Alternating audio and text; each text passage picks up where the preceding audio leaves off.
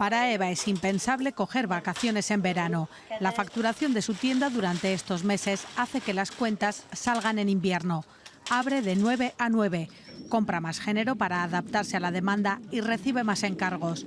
Además, gestiona la piscina. 2 meses y medio en los que estoy sin parar. Tengo que pedir más género, mucha más fruta. Luego también hago pedidos de carne, porque claro, viene toda la familia, entonces los pedidos son mucho más grandes. Galve pasa de 160 habitantes en invierno a 400 en agosto y sus compras se notan. Es un servicio que nos viene de maravilla a los que venimos de fuera y yo por supuesto no tengo coche, entonces por lo tanto, además lo que tiene es bueno, que lo sé. Y vienes aquí y tienes un servicio, igual de bar que de tiendas, que lo que sea. También para el bar de Celadas el invierno es muy flojito.